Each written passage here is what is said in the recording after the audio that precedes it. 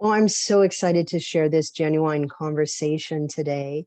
And I know that I'd love for Steena to take a moment to talk about one of her books called Worship Her. And oh, there it is, Linda. Thank you so much for showing that to us. Steena, I'd love to hear more from you on this book that you wrote around Worship Her. Thanks, Jen. I wrote this book a few years ago, and something that I think any author can relate to, and that I would advise you not doing, is the desire to like go back through the book and like keep changing things and keep updating your ideas and keep rewriting your stories. And I remember getting this book in my hands, and the first thing I did was like, oh, there's an error there. Oh, there's a this there. Oh, I should have written it that way. And the process of writing this book, my first book, was the process of letting something just exist in a time that was when I wrote it, and to accept the truth that I held then and like honor her.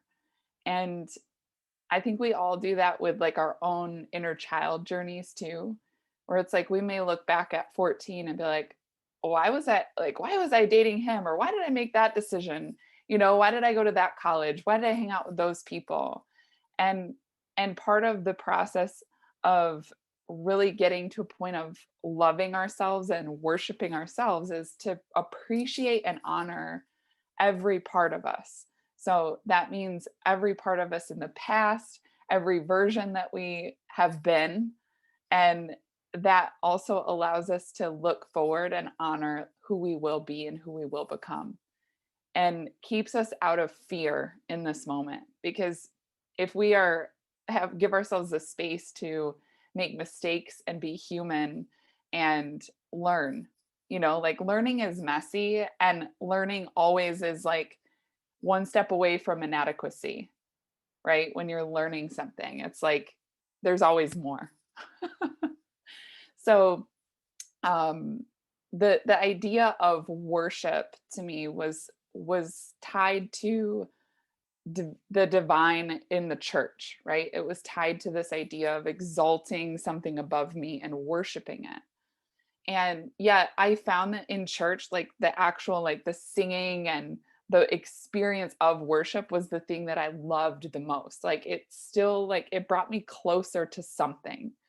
And as I learned that worship is something that it comes through us. It's a commitment and a devotion to ourselves and to our own divinity. I could understand like why I enjoyed that experience so much, because once you really come into your own presence, we might say like coming into the presence of God. I heard that in the church. And now it's like, what does it feel like to come into our own presence and our own femininity in a way that is outside of the constructs of what society might say is feminine? And since writing the book, and something that I've been working on like for the last couple of years, I feel like when I wrote the book, I was really focused on that divine feminine.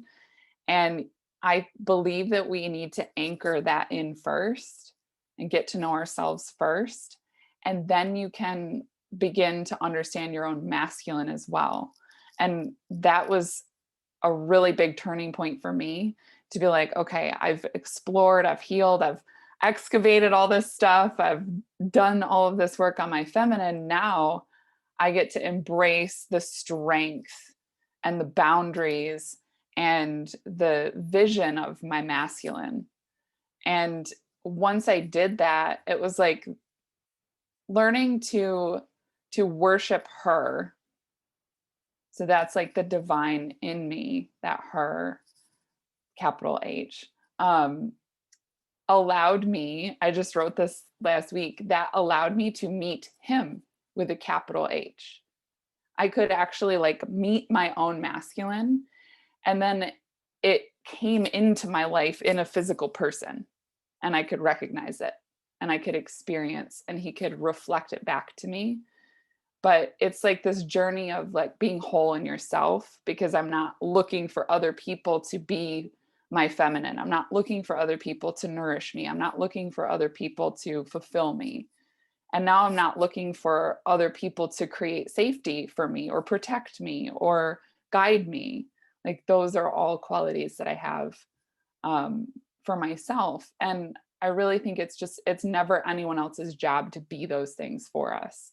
And so that's kind of my journey of and since worship her, and just this idea of, like I said, pleasure, the pleasure of yourself, the pleasure of your own presence, um, and letting that come through us, and not putting divinity outside of ourselves.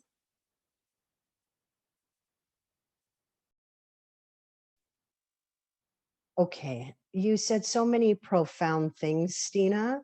I don't know which to unpack first. All I know is I caught myself writing down, and I know Linda says this, and Steena talks about being perfectly imperfect. And I think that you just shared that with us, and certainly got me to reflect back at a time when I've been going through growth in the past. And I did have this tendency to look back and think, well, yeah, why did I make those decisions? And then and then in and then learning how to not beat myself up, learning how to worship her, which you really spoke about, Steena. I know for myself, I've had a history of being so hard on myself, and certainly putting expectations on myself, um, because I was trapped in thinking for others. And I have recognized through my self-discovery journey and working with coaches and having so much support in my life now, um, well, I'm really learning about my past as being everything that has prepared me for where I am now.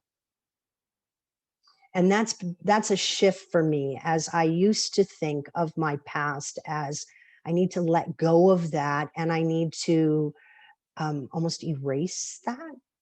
And I know that now that is not